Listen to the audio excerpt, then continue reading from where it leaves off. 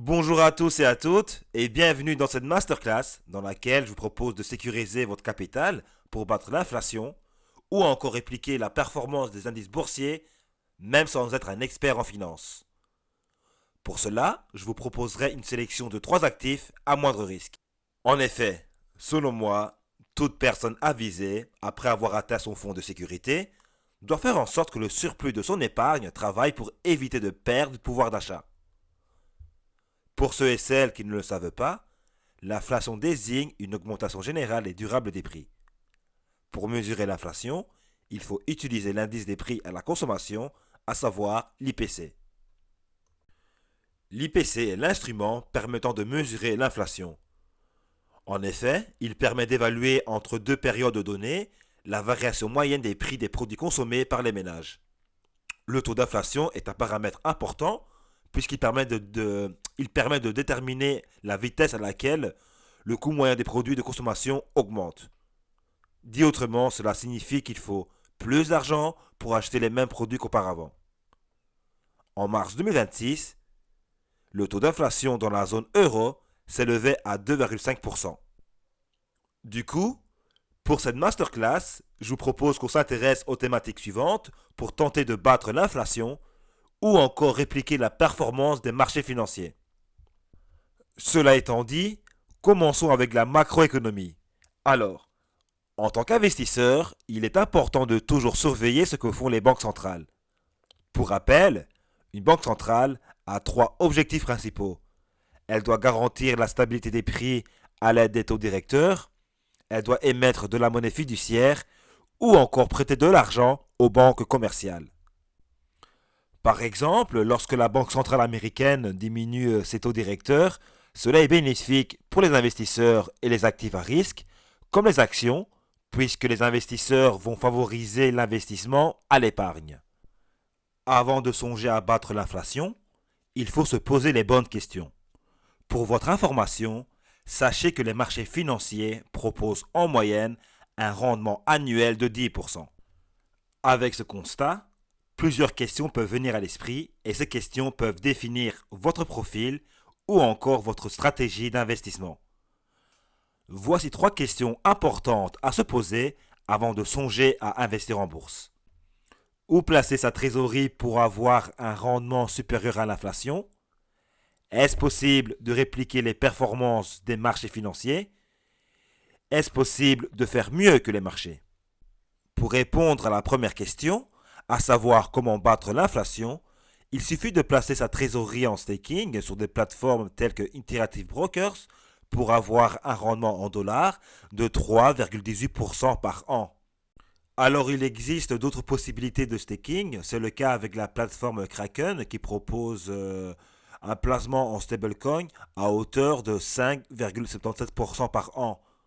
Certes, le placement en stablecoin est plus risqué, mais le rendement est plus attractif. Pour ceux et celles qui ne le savent pas, les stablecoins comme l'USDC et l'USDT sont des jetons numériques dont la valeur est adossée sur des actifs de réserve comme une monnaie fiduciaire ou encore de l'or. Dit autrement, un stablecoin permet de garder une valeur stable. À titre indicatif, j'utilise la plateforme Kraken depuis 2018 et c'est pour moi la meilleure plateforme qui existe pour faire du trading crypto ou encore faire du staking de stablecoin. En bref, avec le staking, vous battez l'inflation et vous êtes assuré de conserver votre pouvoir d'achat. Si vous souhaitez en savoir davantage aux questions 2 et 3, alors je vous suggère de poursuivre cette masterclass. Et on va enchaîner avec l'analyse fondamentale et l'analyse technique. Au passage, si vous souhaitez gagner du temps pour faire des analyses fondamentales, alors je vous suggère d'utiliser le site gurufocus.com. Pour ce qui est de l'analyse technique, on y reviendra de manière plus détaillée par la suite, mais revenons quand même à l'analyse fondamentale et pourquoi c'est important si vous optez pour les actions et non les 3 actifs que je vous ai sélectionnés. Alors, l'analyse fondamentale est une méthodologie utilisée par les investisseurs pour analyser une action. En analysant les données financières d'une entreprise, il est possible pour un investisseur de calculer la valeur intrinsèque d'une action ou encore des ratios financiers. Ces données financières proviennent de 3 rapports, à savoir le bilan, le compte de résultats et le tableau des flux de trésorerie que publie une entreprise cotée en bourse. Alors, je vais revenir sur les ratios financiers, puisqu'il existe une quantité importante. Et pour vous simplifier la tâche, voici 4 ratios financiers que j'utilise à titre indicatif. Alors, le premier ratio, c'est le bénéfice par action. Donc, ce ratio permet de mesurer le bénéfice que dégage une action. Pour le deuxième ratio, donc, je vous ai sélectionné le Price Earning Ratio. Donc, ce ratio permet de savoir comment le marché valorise les bénéfices d'une entreprise. Donc, plus le Price Earning Ratio est élevé, plus le marché est prêt à payer cher pour chaque euro de bénéfice annuel. Ensuite, nous avons le retour sur capitaux propres. Donc, il sert d'indicateur de la capacité des dirigeants de l'entreprise à bien employer les ressources qui sont apportées par les actionnaires. Et enfin, nous avons le taux de marge brute. Donc, c'est un indicateur de rentabilité qui permet de mesurer le pourcentage de bénéfices réalisés sur le coût d'achat des produits ou services vendus. En toute objectivité, l'analyse fondamentale n'est pas suffisante pour réussir en bourse. En effet, les informations financières publiées par une société cotée en bourse ne sont que des informations financières à un instant T donné. Des facteurs macroéconomiques comme les taux d'intérêt ou encore l'inflation peuvent impacter les marchés financiers. D'ailleurs, je vous invite à vous rediriger vers mon site pour savoir comment je procède à une analyse fondamentale via mes articles. Ensuite, nous avons l'analyse technique. Alors, l'analyse technique est une méthode accessible à tous, contrairement à l'analyse fondamentale. En effet, analyser graphiquement le prix d'une action est beaucoup plus simple que d'analyser des données financières.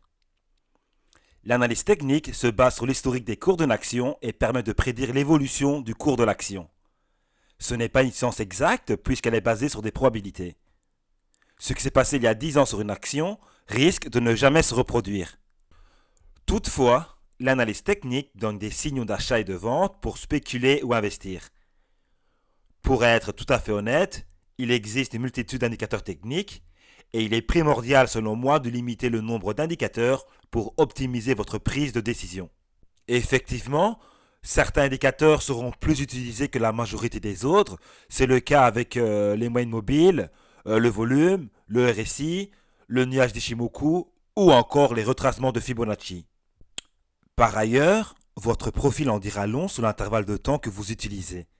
En effet, plus votre intervalle de temps est courte au niveau de vos interactions avec le marché, plus les probabilités que vous soyez un trader est considérable. Bref, l'analyse technique est plus simple à utiliser que l'analyse fondamentale et est surtout plus pertinente. En effet, le marché a toujours raison et pour vérifier cela, il suffit d'opter pour l'analyse technique. Cela étant dit, voici 3 indicateurs techniques que j'utilise pour interagir avec les marchés financiers. Alors, tout d'abord, nous avons les supports et les résistances. Alors, un support est un niveau de prix où les acheteurs prennent en général la main sur les vendeurs, tandis qu'une résistance est un niveau de prix où les vendeurs prennent la main sur les acheteurs. En effet, les supports et les résistances sont des zones psychologiques où les acheteurs et les vendeurs se confrontent. Dit autrement, un trader considérera comme support les niveaux inférieurs au prix. À l'inverse, il considérera la résistance comme les niveaux supérieurs au prix. Ensuite, nous avons les moyennes mobiles. Alors, la moyenne mobile est un indicateur de l'analyse technique permettant aux traders d'identifier les tendances et générant par la même occasion des signaux de trading. Lorsque le prix est en dessous de sa moyenne mobile, cela peut indiquer une tendance baissière. A contrario, si le prix est au-dessus de sa moyenne mobile, cela peut indiquer une tendance haussière. Et enfin, nous avons le RSI. Alors, le RSI est un indicateur de momentum permettant aux traders d'évaluer la force et la vitesse des mouvements de prix. Le RSI permet de déterminer si un actif est suracheté ou survendu. Cet indicateur est exprimé sous forme de graphique linéaire oscillant entre 0 et 100. Bref, il est important de pouvoir combiner les deux méthodologies pour garantir vos chances de réussite. En effet, une fois que vous avez effectué vos recherches pour identifier les actions sur lesquelles investir, il va falloir utiliser l'analyse technique pour définir vos points d'entrée et de sortie. Selon moi, l'analyse technique prime sur l'analyse fondamentale. Et puis, dites-vous bien que le marché a toujours raison. De ce fait, développer des compétences dans l'analyse technique vous permettra de gagner sur le long terme. Il est donc impératif de se former sur cet aspect. L'analyse fondamentale permet d'identifier des actions sur lesquelles investir. Une fois ces actions identifiées, l'analyse technique et vos stratégies d'investissement vous permettront d'être rentables sur le long terme. Bref, pour commencer une analyse technique, je vous suggère dans un premier temps d'opter pour une vue weekly. Avec un intervalle de temps hebdomadaire, vous pourrez plus facilement tracer vos supports et vos résistances pour identifier les zones dans lesquelles le prix de l'actif varie. Par ailleurs, il est plus judicieux d'opter pour une vue weekly pour interagir avec le marché. En effet, plus l'intervalle de temps que vous choisissez est long, plus vous vous rapprochez du profil de l'investisseur que celui de trader. Par la suite, il est important de surveiller les moyennes mobiles et le RSI. Certes, ces trois indicateurs sont importants, mais vous devez identifier également les phases de Wettstein qui sont l'accumulation, l'expansion, la distribution et la capitulation. Enfin, un quatrième indicateur qui est important, c'est le carnet d'ordre ou si vous préférez le order book. Pour clôturer l'analyse fondamentale et l'analyse technique, sachez que même en ayant de bonnes bases dans ces méthodologies, cela n'est pas suffisant. Il faut aussi parler de tout ce qui est biais psychologique ou encore la méthode que vous mettez en place, mais cela n'est pas le sujet de cette masterclass. En effet, je garde du contenu en réserve et ce ne sera pas dévoilé gratuitement et publiquement. Ensuite, nous avons les intérêts composés.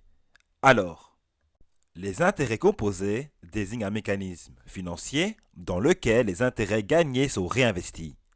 Vous l'avez compris, les intérêts composés permettent de faire fructifier à la fois le capital de départ et les intérêts déjà accumulés. Ce mécanisme crée un effet exponentiel ou encore, si vous préférez, un effet boule de neige. Par exemple, imaginons que vous souhaitez investir 100 € par mois dans un actif qui génère en moyenne un rendement de 10% par an et vous avez un horizon de placement de 15 ans. Cela donne un capital investi de 18 000 € et les gains générés s'élèvent quant à eux à 21 844 €. Je vous propose maintenant de passer à la sélection des trois actifs et on va commencer par le roi dollar.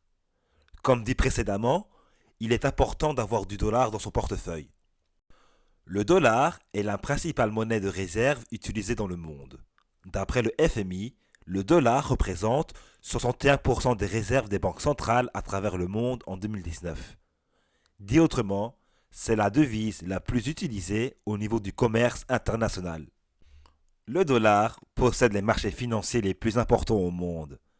Pour votre information, plus de la moitié de son encours est détenu hors USA et est la principale devise utilisée sur les marchés d'échange. Le DXY est un indice qui permet de comparer la santé de l'économie des USA face à l'Europe, le Japon, la Grande-Bretagne, le Canada, la Suisse et la Suède. Pour le deuxième actif, je vous ai sélectionné l'or. Alors l'or est sans doute l'actif à avoir dans votre portefeuille si vous souhaitez vous couvrir contre l'inflation, contre les crises géopolitiques ou encore contre la volatilité des marchés financiers. L'or est un actif qui ne génère pas de revenus, qui n'a pas d'état, pas de dette et ne peut pas être imprimé par les banques centrales. Il existe une relation inverse entre l'or et le dollar puisque l'or est libellé en dollars et les fluctuations du dollar affectent le cours de l'or. Si le dollar s'apprécie face aux autres devises, alors le cours de l'or baisse en règle générale. Une dernière caractéristique concernant l'or, c'est qu'une baisse des taux d'intérêt le rend plus attractif. Ensuite, nous avons le rendement moyen de l'or, donc de la période de 1999 à 2024. Sachez que le rendement moyen annuel de l'or était de 8,69%. Bref, vous l'avez compris, l'or est une valeur refuge. Pour le dernier actif, je vous ai sélectionné les ETF. L'objectif de chaque gestionnaire de fonds est de battre le marché. Cependant, la réalité démontre qu'ils ne peuvent pas réaliser des gains faramineux de manière constante. En effet, investir avec les ETF vous permet de faire mieux que 9 gérants sur 10. Du coup, pourquoi se prendre la tête? Les économistes, comme Warren Buffett, admettent que la gestion active est vaine et qu'il est préférable d'opter pour la gestion indicielle avec les ETF. D'où l'intérêt de gérer soi-même son portefeuille et favoriser l'achat d'ETF pour espérer un rendement annuel de 10% tout en minimisant le risque. Par exemple, si vous achetez un ETF S&P 500, cela signifie que vous achetez en un seul clic les 500 plus grosses entreprises américaines en termes de capitalisation boursière. Bref, l'objectif d'un ETF est de répliquer l'évolution d'un indice boursier. Dans cette masterclass, je vous ai sélectionné 3 actifs qui sont à moindre risque selon moi. Nous avons le dollar, l'or et les ETF. Avec le contexte à l'instant T dans la zone euro, un portefeuille dédié uniquement aux ETF vous permet de battre l'inflation et répliquer la performance des indices boursiers. Si vous optez pour une stratégie défensive, alors le dollar mis en staking suffit amplement pour battre l'inflation et conserver votre pouvoir d'achat. Alors j'aurais pu ajouter tout ce qui est treasury bonds, comme la dette américaine, du bitcoin ou encore le pétrole, mais ces quelques actifs sélectionnés dans cette masterclass suffisent amplement pour battre l'inflation ou encore répliquer la performance des indices boursiers. Pour ceux et celles qui veulent aller plus loin, à savoir battre le marché, je vous demande de patienter car ma formation à ce sujet est en cours de production. J'espère que cette masterclass vous a permis d'apprendre des choses qui vous permettront de vous lancer dans l'investissement en bourse. N'oubliez pas qu'investir comporte des risques et vous êtes responsable de votre argent. Et pour terminer cette vidéo, voici un portefeuille conçu pour cette masterclass et cela reste à titre pédagogique.